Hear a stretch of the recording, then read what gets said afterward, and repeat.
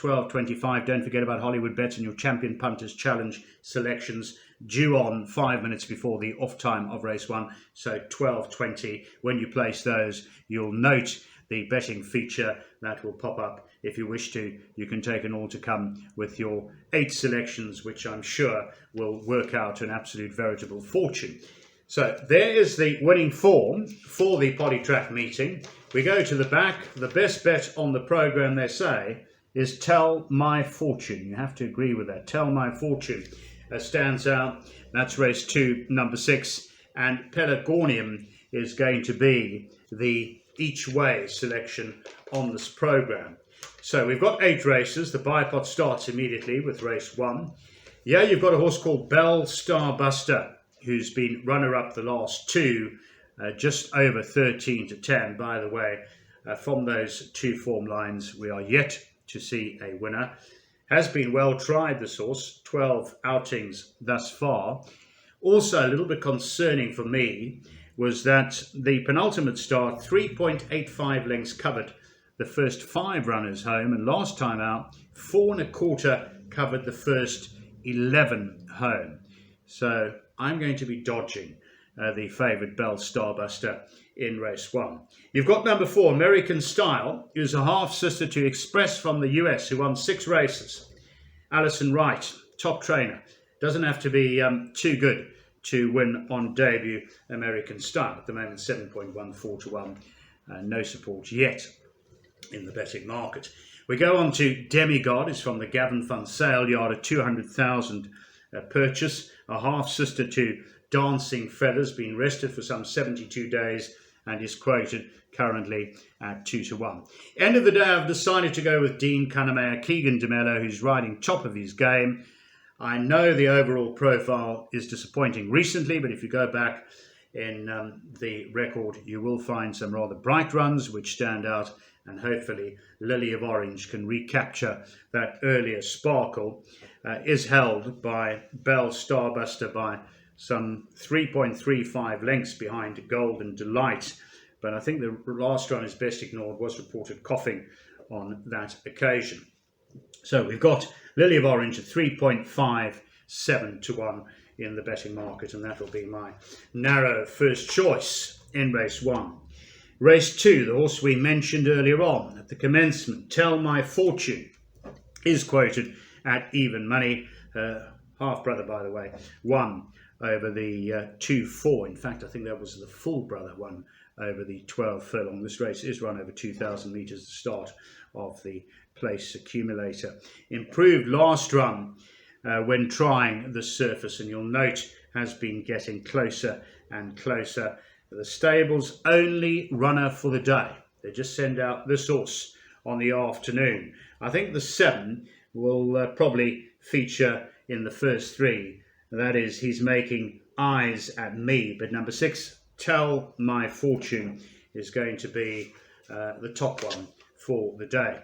We move on to the 3rd. Pick 6 time. Pick 6 in race 3. Ibutu is quoted as the favourite here at 4 to 1. One thing about that horse, very consistent and can be relied upon to be finishing off the race really well. If you have a look at the 400 to finish, always one of the top finishers.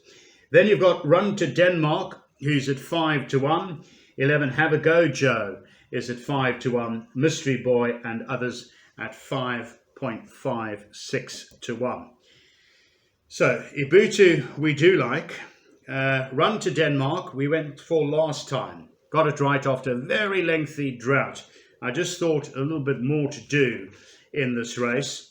Then you've got Have a Go Joe, one who's only start on the Polytrack, but has been unreliable. Purple Persuasion goes beyond a mile for the first time. Interesting run is Purple Persuasion, also from the Hollywoodbets Syndicate at 5.56 to 1. I think will feature also another one that runs on strongly. But I've got a little bit of a roughie in the race. A horse called Galway, who is ridden by Rachel Viernicke, is quoted currently at 10 to 1. Tony Riverland's stable. Hasn't won for 406 days. It's been a long spell, but I think that Galway could run into the money, and maybe we can take a little bit of 2 to 1, a first 3 placing for Galway. I just think Rachel Vinegar may suit on this one, and we've also seen that the merit rating has come down. By the way, was beaten 4.5 lengths by Run to Denmark last time out, but is 4 kgs better off. So that is going to be our Shreedy, hopefully a Shreedy, if it arrives in the third. We move on to race 4, like Lady Yusra again, from the Dean Cunningham yard. I think the Silvano filly should run well here. Lady Yusra is at 3.57 to 1. It's wide open with Port Adelaide at 3.33. That's the 3 and 6. Hot Money is also at 3.33. My second choice in the race would probably be Lundy Island, who is number 1. But Lady Yusra is going to be the first choice. Race 5, you've got the Pinnacle Stakes here. You've got Ultra Magnus, who's quoted at 5 to 2. Again, a little bit of Rachel. I think that Ad Altissima number 2 on the card, just over 9 to 2, should feature. And King's Road is from the Clinton Binder yard, once again, to race in the Hollywoodbets Syndicate Silks. And we know King's Road Rebels at this track is very speedy out of the gate, and I'm sure will be in front. So we'll have to see if they can come out and grab King's Road. Ultra Magnus returns from a 78-day rest, does carry 62, but that's always the case. He's always got a lot of weight on his back. I think he will feature certainly in the exacta. Race 6, you've got number 2, Pelargonium, at 3.33 to 1, and 3, Brunilda, who is at 3.33 to 1. Those two are clear in the betting, and I do agree. And I like them in that order. The 2 from the 3, Yogus Governor, the conditioner of the 2, Pelargonium. We go on to race 7. Race 7, I like a horse here at price 10 to 1 and 2.1 to 1 a placing. Quest for the Best is drawn wide again. I just think there's a bit of latent ability. On occasion, this horse can run on when he puts his mind to it.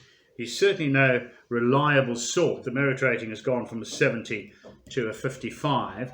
I just thought that we could see Quest for the Best maybe mowing them down late on, especially at the rather inviting price of the 10 to 1 and the 2.1 to 1, just over 2 to 1 a placing. We move on to race 8. We complete the card, and this, by the way, very importantly, is the Hollywoodbets Bright Future Maiden Handicap. Now, we've got One Shot Wonder, who's at 2.86 to 1, representing Hollywood. It would be nice to be on course and lead in a Hollywood bets winner. We'll have to see if that occurs. But One Shot Wonder is at 2.86 to 1. Looks a major runner. There's no doubt about that. Garth Puller and Keegan DeMello. By the way, last time out, that form line, One Shot Wonder, beat Mighty Mashona, who came out and won on Monday by 3.5 lengths, and beat National Flag by 13.35 lengths. And that horse also came out and won on Monday. So that form is well franked. Also beat his stable companion Metallic Gold 1.40 lengths. Metallic Gold, if you take the strength of that form line currently, the Metallic Gold also must be a runner. But there are a few Shreedies I found in the race at 10 to 1. One of those is a horse called Word for Word, who I thought could improve. I like that with the 54 kgs. The last form line, Mr. Maloney, has come out and won. So with that weight, possibly we could see Word for Word improving, and then number 9, Sawello, who's at 14.29 to 1, maybe for a minor spot. The slide will come up in just a moment. Hopefully we're on the mark and we have a good day. I shall be back and see you over the weekend. All the best to you, sunshines. Good racing. Hit them hard. Bye-bye.